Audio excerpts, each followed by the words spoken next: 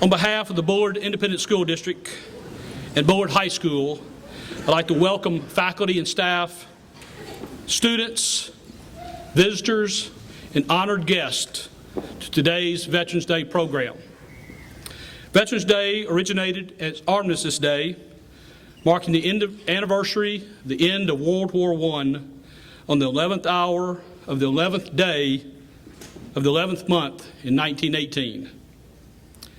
United States Air Force General Curtis LeMay said, "If we maintain our faith in God, our love of freedom, and superior global air power, the future of the United States looks great." To our honored guest, thank you for your commitment and sacrifice to the United States of America so we may enjoy her freedom. May God continue to bless the United States of America.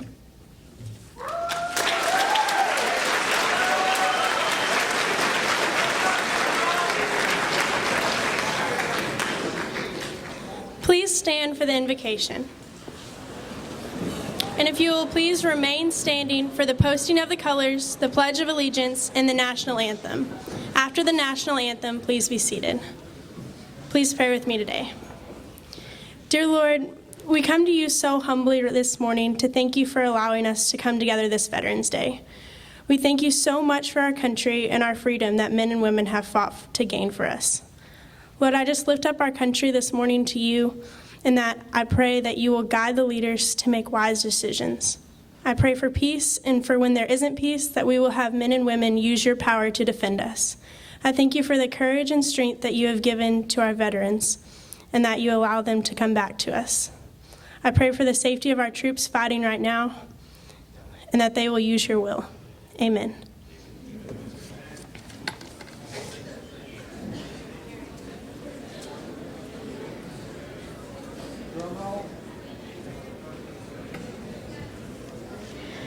At this time, we will have the presentation of the flags.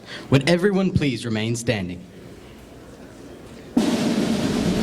As we look at the flag of the United States of America, we should think of our great country, its history, and the principle for which America stands.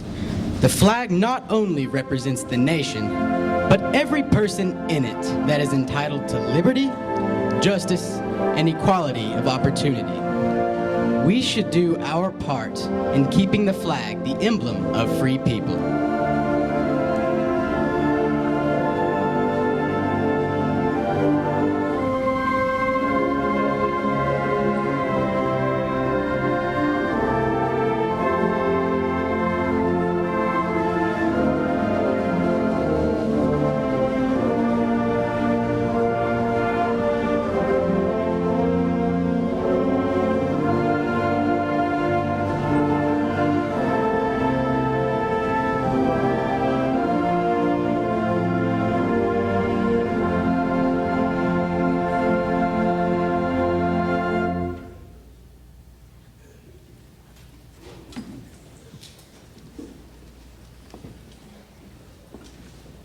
Please join me in the Pledge of Allegiance.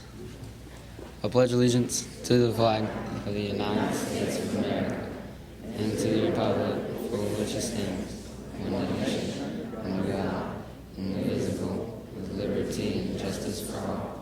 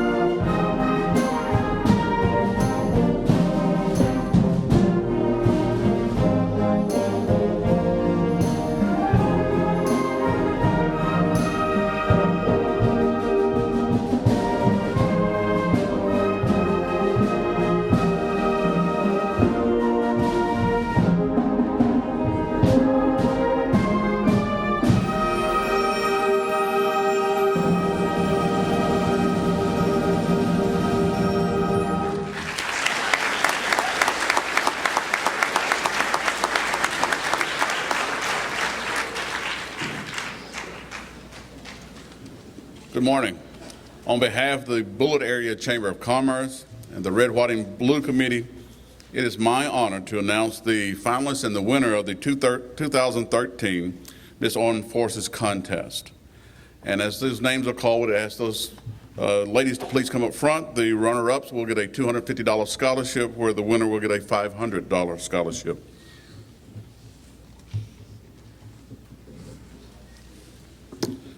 Second runner-up is Abigail Ventris.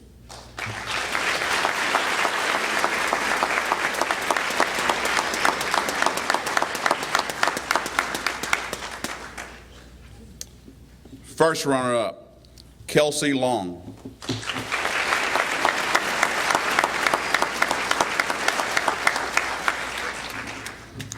And your 2013 Miss Armed Forces is Alexis Abercrombie.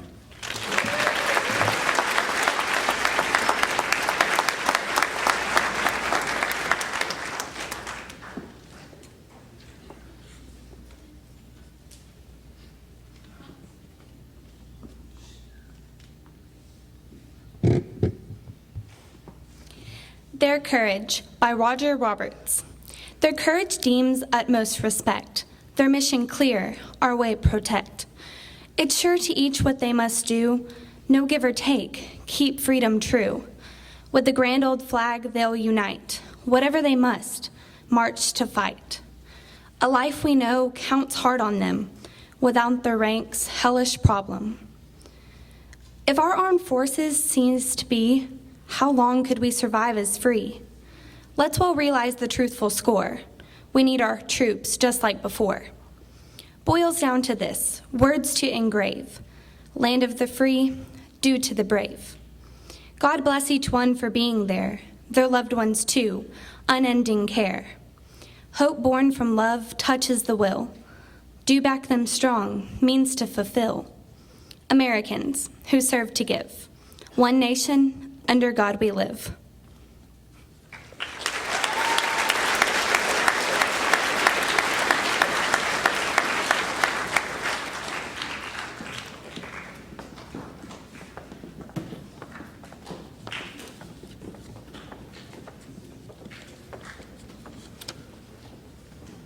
At this time, we will recognize our veterans that have signed in this morning. When your name is called, if you would please stand. My father, Bill Franks, United States Air Force.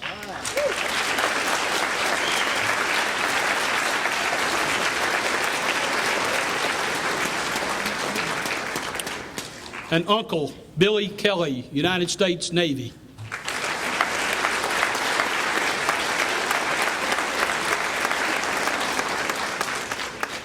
Also an uncle, Lewis Kelly, United States Navy.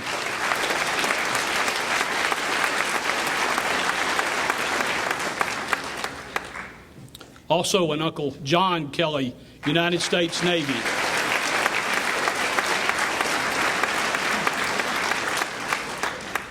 Our speaker today, Lieutenant Colonel Davis, United States Air Force.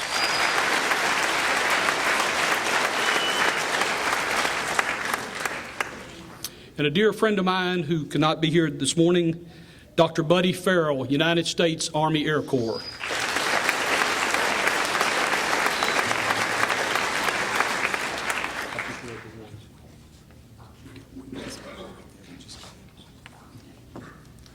David Hastings, Navy.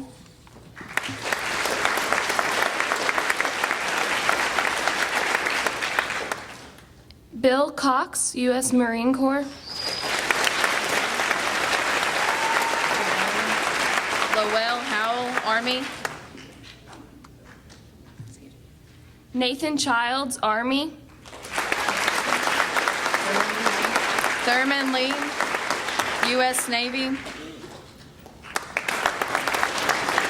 K.E. Bailey, U.S. Navy.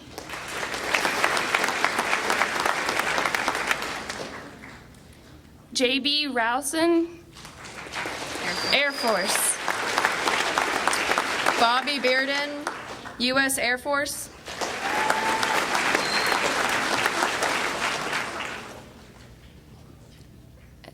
Shara Don Lee, U.S. Navy.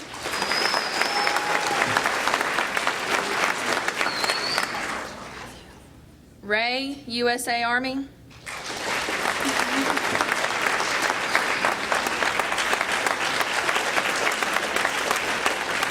Jim Wade, Navy and Marines. Bill Griffith, USA Army.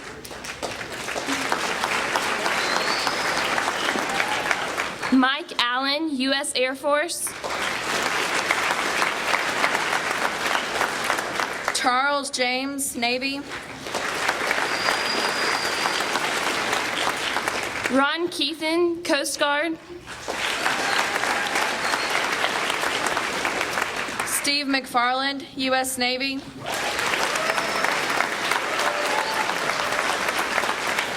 Floyd Dempsey, Marines. Robert Henriksen, U.S. Air Force. Donald Gunn, Navy.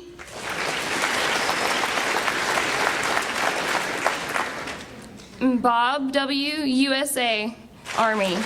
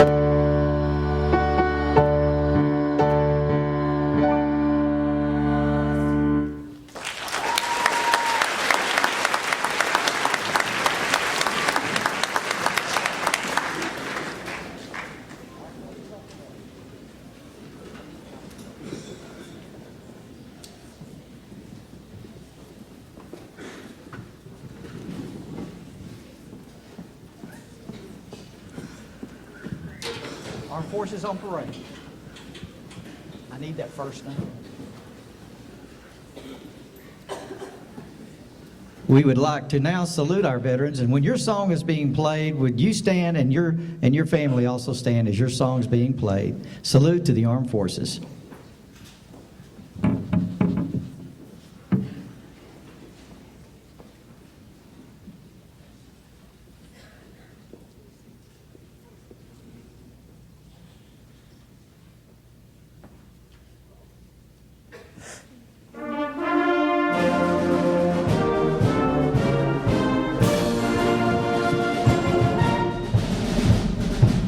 United States Navy.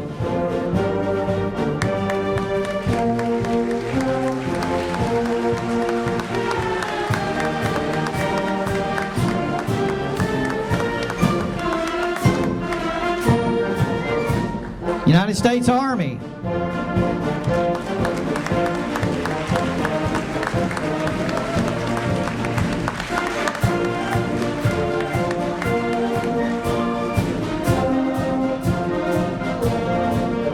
United States Marine Corps. United States Coast Guard.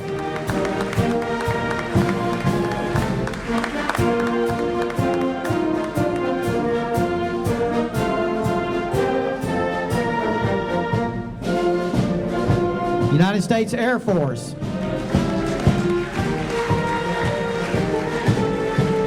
Would you all please stand as we honor you? All veterans, please stand.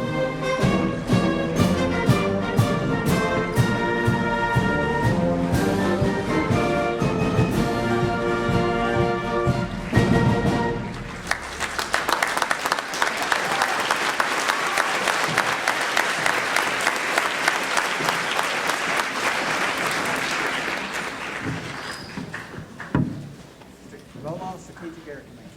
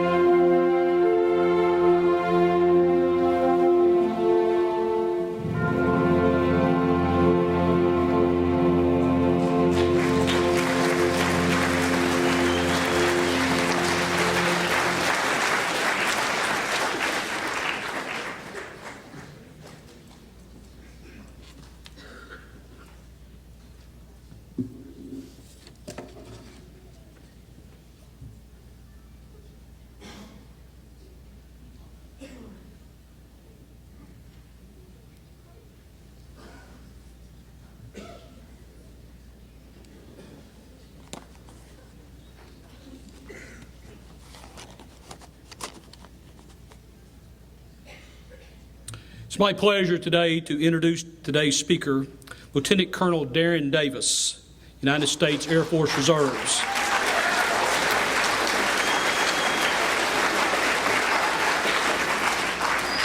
He earned a bachelor's and master's degree in education from Austin College. He has 19 years of combined active and reserve duty in the Air Force as an instructor, elevator pilot with over 3,000 flight hours in various Air Force aircraft, including T-38, T-37, and C-130s. Additionally, he has over 190 combat flight hours.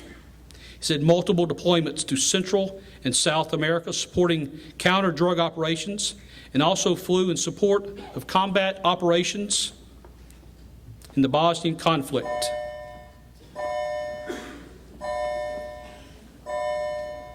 Since September the 11th, 2001, Lieutenant Colonel Davis has deployed to Iraq, Afghanistan 3 times in support of Operation Iraqi Freedom and Operation Enduring Freedom. In 2004, he was awarded the Presidential Air Medal for 10 combat missions flown into arduous locations under heavy enemy defense and harsh weather conditions. On his most recent deployment to Afghanistan in 2009, Lieutenant Colonel Davis flew combat missions and worked as the chief scheduler, responsible for scheduling and carrying out 24-hour, 7-day-a-week combat flight operations within Afghanistan and Pakistan. He currently works in the Flight Safety Office of the Air Force of the Global Strike Command, Barksdale Air Force Base, Barksdale, Louisiana, where he's responsible for ensuring the safe flight operations of our nuclear-capable aircraft. Please welcome Lieutenant Colonel Davis.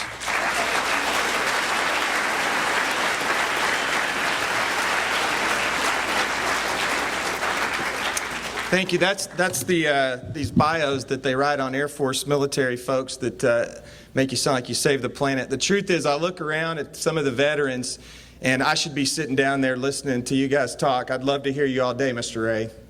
I mean that. Listen, thanks everybody for this program, the administration, the district. You guys don't get it. We're spoiled a little bit on where we are in the country, but this is not going on everywhere today. And I'm not throwing darts at anywhere else in the country, but it's nice that everybody takes the time to stop for just a minute and honor these veterans that are all sitting here today. It's really neat, and I appreciate it, and thank you very much. I'm going to take a couple minutes here and just go through a couple of pictures, try and bring about just a little bit different image than you might have. When I say veteran, and you hear it all the time. I got up this morning hearing it on TV, and some folks even mentioned it yesterday, but what's the image that comes to your mind when you hear veteran?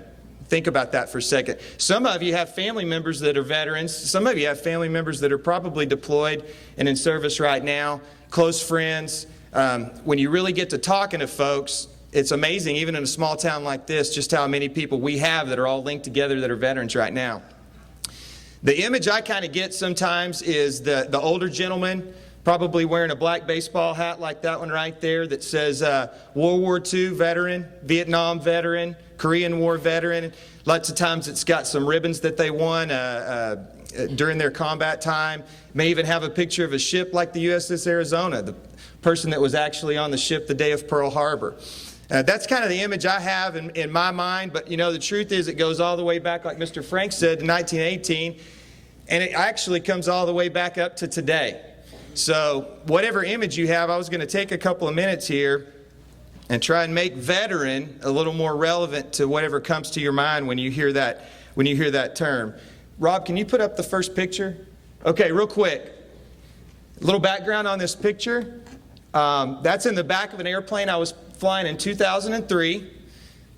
If you're paying attention, your first question is, if you took the picture, who's flying the airplane, right? So I took that picture, and you know, I really didn't think about it at the time. I took a lot of pictures. We all brought cameras with us everywhere we went. I stepped to the back for a minute. The airplane I was flying had 2 pilots. So I told the other guy, you fly, I'm going to go take this picture. Snapped it, didn't think much of it, and moved on. And then I've looked at it over and over, and I've actually used it in a couple of presentations to kind of bring something home. We are in the air. It's 2003. We're over Iraq. The war's still pretty hot. We are in the country but don't have control of all the country. We're on our way up north to an area called Fallujah. There was a huge battle raging up there. Old Saddam's loyalists were there. A lot of his Republican Guard were still there. And we've piled all these guys in the back of our airplane. And if you can see the picture, we're not going to lunch. They're suited up, battle rattle, ready to rock and roll. So when we land and the doors open, we're stepping into war, real noise, real dust, real ammo, real guys wanting to kill you. It's just like Call of Duty, except not. Because when the bullets hit you, it hurts and they mean it.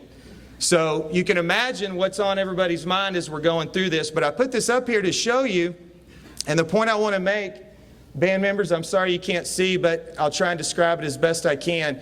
There's some what we call old heads in there. If you look through the picture, you see some older gentlemen. But for the most part, if you really pay attention, most of these guys are really, really young. In fact, the real point is that 1 year before this picture, these people were you. And I'm talking really to the students of BHS. These guys were on the football team, in the band, Key Club, doing some extracurricular stuff. Now we can have women in combat. So they may have been drill team, or you can keep on going and listing all the things that each of you are involved in every day. Some of them probably made good grades, some of them probably didn't. Some of them probably got in trouble, some of them probably didn't. But a year before this picture was taken, they may have been sitting at a Veterans Day program somewhere in high school. They came here for endless reasons. Some no choice, some had planned on it since they were a kid. Some watched, 9/11 unfold on TV and decided that this is what they were going to do to make a difference. Some, their father and grandfather had served, and some just walked down with a buddy one day and enlisted, and then they find themselves here in this picture heading into what we were going to head into. The point, though, that I want to make is that out of all those different reasons, now they're all sitting in this back of the airplane for the same reason. And that reason, that thing, is what we call America. So they came all together, and I'm not trying to make a bigger deal out of this one shot than it is, but they're all here now for this thing that we call America. And the truth is, I got to thinking about this as I was getting ready for this presentation. If somebody walked up to you that has no idea about our country, literally, and says, describe to me America, that's not a real easy answer if you think about it. We've got some common truths and the pillars that this country was founded on. But after that, think about trying to describe America to somebody. And I'm not talking about mountains and beaches. I'm talking about America. Actually, if you started writing a report on it, the thing would probably go on endlessly. And the reason is because after those common truths that we all know about and are learning about and have grown up knowing, and those pillars that this country's founded on, after that, think about it, America's really different for everyone, right? You'd get a different answer from everyone in here. That's what makes it great. Think about that. That's what makes it great. There are countries on this planet where you don't get to say that. They give you a script and say, here's what our country's about. You will not think otherwise, say otherwise, or believe otherwise. That's one of the things that makes it great. And I'm going to come back to that here in a minute. Whatever that America is for you, some of you guys are just figuring it out. Some of you have known it your whole life. I think we'd all agree it's worth preserving, and it's worth protecting, and it's worth defending. All right? And you...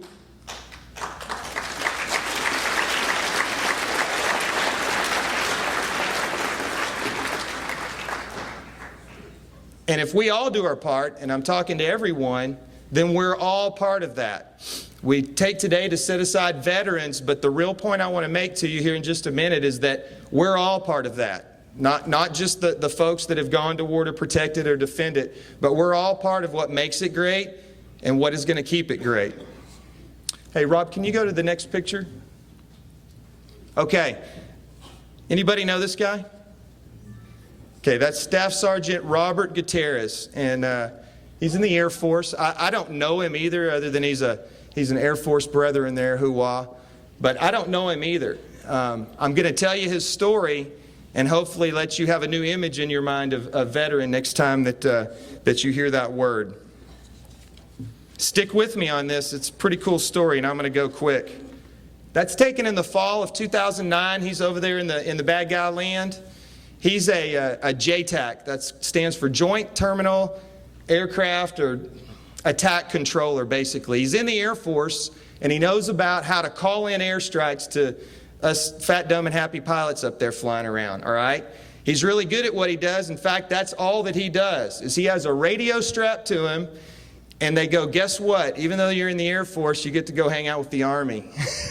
And that's not a lot of times what Air Force folks want to hear, because the Army tends to go right to the front lines where the bad guys are. So his job is to talk on the radio and talk to aircraft above. He goes with a Special Forces Army group that goes hunting bad guys, and when they get in trouble, he talks to the airplanes. I'm keeping that pretty simple, but that radio is their lifeline to any kind of aircraft support that they need, all right?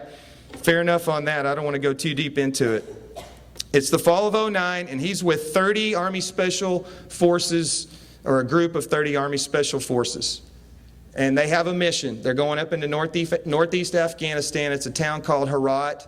Think of the worst place you've ever been, and this would be 10 times worse. It's a nasty place that's, at the time, a village that was controlled by the Taliban. There were a lot of enemy forces there, and there was a really important Taliban leader that was there. He's going to get assigned to this group. They're going to go into this village, and you guys are all old enough to understand this. Their job is to either kill or capture the leader of the Taliban group within that village. It's that simple. They're going to go in, they're going to kill him or capture him, and then they're going to leave. So he's hooked up with these Army guys, and off they go. This village, what they don't know yet, is heavily defended. In fact, the road that they're going to march in on, so to speak, what they'd like to do is drive in big, giant armored vehicles and just run into the middle of the village. It's so lined with explosive devices that they can't even take vehicles in. So they have to basically get out of their vehicles and walk in the middle of the night. And in Afghanistan, it's really dark in the middle of the night, 2 miles into this village. That's just to get started. Meanwhile, hoping as they're walking along they don't get shot or blown up on the way in. Okay, so you can kind of get the picture of what's happening. And like I mentioned, they're about to step in to a fight that they don't realize they're getting into yet. They don't realize it's that heavily defended. I'm going to keep going fast, so hang with me, but they are outnumbered. They just don't know it yet. And what happens when they get into this village, the team gets split up and they get pinned down in a couple of buildings. And not a building like this either. It's a clay hut, basically, made out of sand. They're pinned down in a building, and the reports show later on that the enemy, some of them are as close as 20 feet away with sniper rifles and rocket-propelled grenades. All right, so 20 feet, literally, from me to Miss Sheridan, there are enemies that have got them pinned down in this building, and they're letting them have it. It's not going good, and they're split up, and he's pinned down in one of these buildings. There's already men down. Nobody's dead, but a lot of their team is down and they're hit. He's right next to his buddy who's providing fire and return fire, and his buddy gets hit. Doesn't die, but he moves him out of the way to try and get him to a medic. The team leader already has his calf blown off. Literally, the leader of the Special Forces group has his calf blown off. He is in contact at the time on the radio up above with F-16s and A-10s, and he's trying to talk them onto a target, but I want you to think about something. The target is 20 feet away. So he's not just going to say, take out this town, because if they take out the town, he goes with them. So it's very intense. It's a 4-hour firefight that we're involved in here. 4 hours. Think about that. A couple of football games back to back, pinned down in a building in this firefight. So I'm just trying to get you to picture that in your mind. They're trying to get reinforcements in, and they can't. They're cut off. So the only lifeline they have is him talking on the radio to these aircraft up above that can hopefully help get them out of this situation that they're in. I want to read real quick to you what happens. Well, let me tell you this first before I even read it. The buddy that's sitting next to him is returning fire. He gets hit. He moves him out of the way. And while he's on the radio, he's doing the same thing. They're trying to fight their way out or at least survive, and he gets hit, okay? And just like just about everybody on this team did. Every movie you see or things you watch on TV, this is typically the part where you go, okay, I know the rest of this story, right? I mean, they're fighting the good fight. Now he's hit. He's the guy on the radio. They're done. Fortunately, in this case, and the reason I'm bringing this guy up, because he's been awarded one of the highest honors that you can be awarded in battle. This is not the end of this story. So I want to read I'm going to read one thing real quick and let you know kind of the situation. He just got shot. Here's his comments. Time has virtually stopped. I'm on my hands and knees.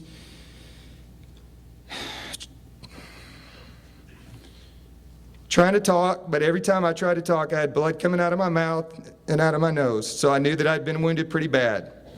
I'm an experienced air commando. I've been in several battles and I've seen these wounds before. I knew I was going to die, but I was determined not to let my guys down. Think about that. He needed to get back on the radio, so he called for a medic. I mean, the guy's hit, and he says, all right, I need to get back on the radio. So he calls a medic in, and he has no idea where this bullet entered his body. What we know later, and I'll just tell you now so that you know what this guy's going through, he got hit with an armor-piercing round. Now, I graduated from White House High School, and I'm a little slow, but an armor-piercing round going into your body is not going to go good. Those things are designed to go through tanks. He gets hit in the chest. It blows his tricep away, his chest muscle, his pec muscle away, and his lat away. Breaks his scapula, goes in and bounces off ribs and shatters a bunch of ribs. It collapses his lung, and it leaves the back of his back with a softball-size hole in his back. And he calls for a medic. You know, I'm probably laying in a corner crying like a little girl, and this guy's saying, medic, get over here, I need some help. That's how bad this wound is. He doesn't know it at the time. What he's got is what we call a sucking chest wound. That's the military term for it. Everybody that's been in the military has heard of it. We go through training on how to treat those. And how you treat them is, they basically tell you, we always have to have our ID card with us, right? So they tell you, take your ID card with your buddy who has a sucking chest wound, put this card over the hole, tape it up, hopefully just to control the fact that now the air that you're trying to breathe is going in and out of your lungs, and the cavity, your chest cavity, is filling up with blood and is going to collapse the other one. Sucking chest wounds are not a good thing. That's what this guy's got. Keep that in mind as this battle rages and they're still pinned down. The medics get there and they say, hey man, you got to take off your body armor so we can figure out really what's wrong with you. And he refuses. And the reason he refuses is because the radio's attached to his body armor. So when this guy's laying here with a softball-sized wound in his back, he's saying, I can't take off my body armor because I'll lose contact with the aircraft up above. All right, we continue on here, and they start taking RPG fire, rocket-propelled grenade fire, and the buildings start to crumble. The day's getting worse by the minute, literally. The medics tell him, they decide without him even taking off his body armor, that he has a collapsed lung. So they tell him they've got to stick or jam a 7-inch compression needle into his chest to reinflate this lung. So I can't even imagine the thoughts going through his head already. And just to make your day better, we need to stab you with a 7-inch needle and reinflate one of your lungs. While all this is going on, the aircraft up above have lost contact with him for a little bit while this is happening with the medics. And so they determine, because of this, that he's dead. And they determine that the team's about wiped out. He can hear them on the radio, but he's got so much blood coming out of his mouth that he's coughing up, he can't talk. And they are saying, we are about to launch what the F-16s have as a Hellfire missile. It hangs on the wing, and it carries a big punch, hence the name. So once they take this Hellfire missile into this village, nobody's going to be left. Because ultimately, and stick with me on this, ultimately the goal is not to save Sergeant Gutierrez. Ultimately the goal is to take out this leader of the Taliban, right? So that's what they're about to do. And he hears this on the radio. So as he hears this, he says, medics, stab me with a needle. They jam the needle into him, reinflate his lung, enough for him to talk, and he gets back on the radio. This is when it gets good.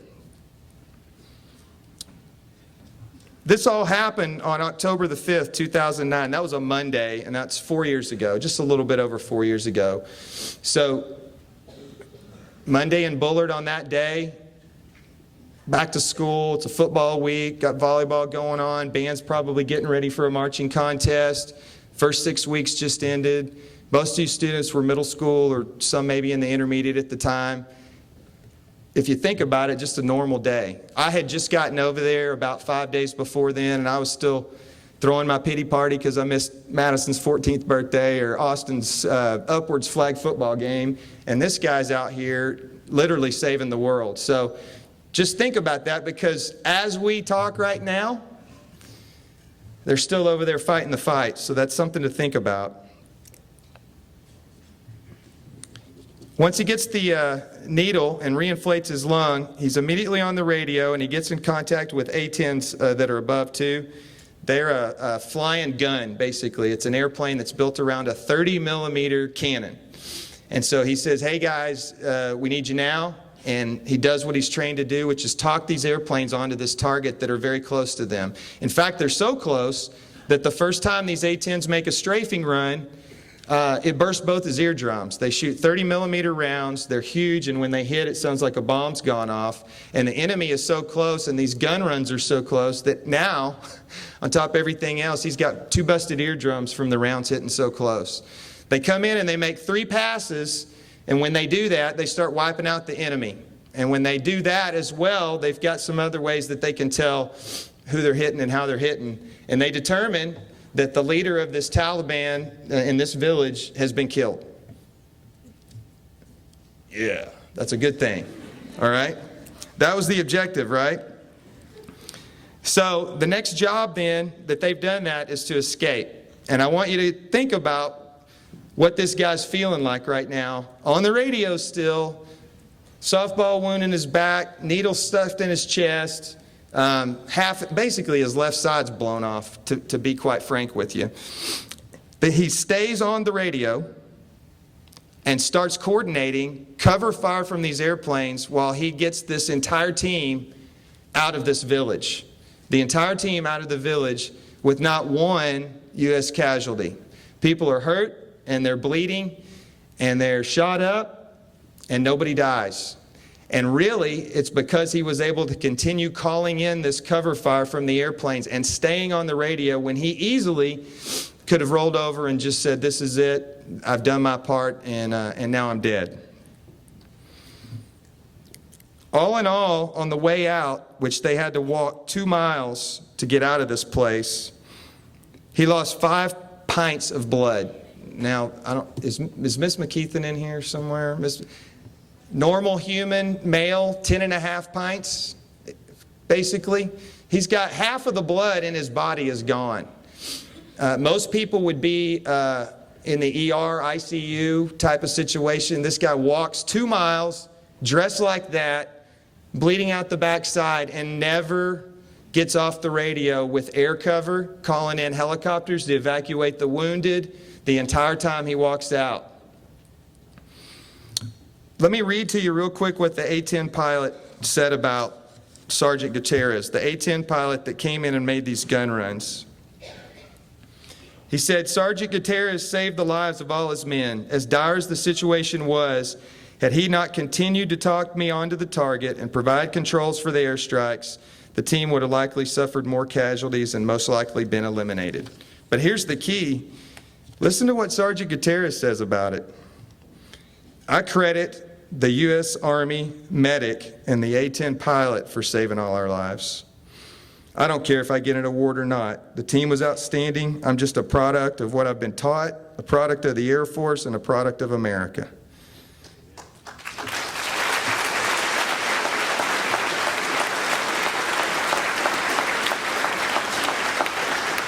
So, hey, when you hear veteran, I want you to keep thinking about all the people that you see here today and the people you know and your family members.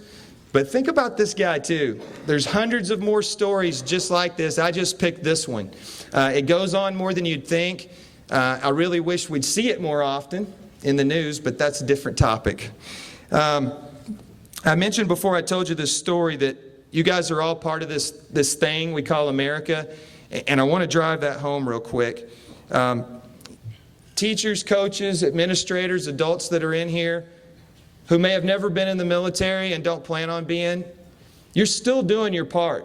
Every time you teach a kid discipline, every time you teach a kid about the bigger goal or the team versus self or the team versus me, every time you teach a kid to task prioritize in class, every time you talk about history, every time you talk in the band about marching in order and make people realize that it really is bigger than just them, you're doing your part.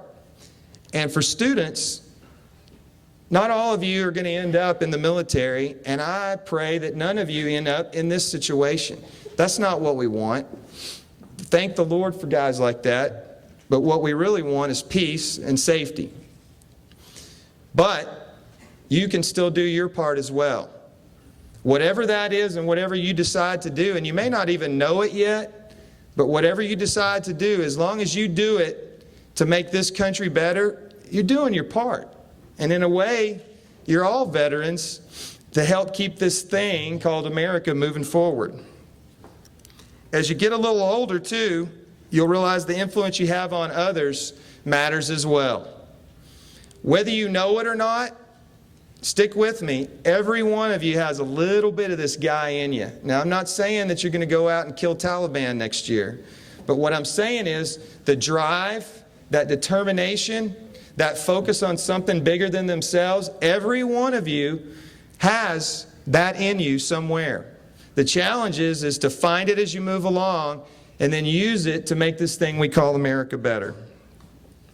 I want to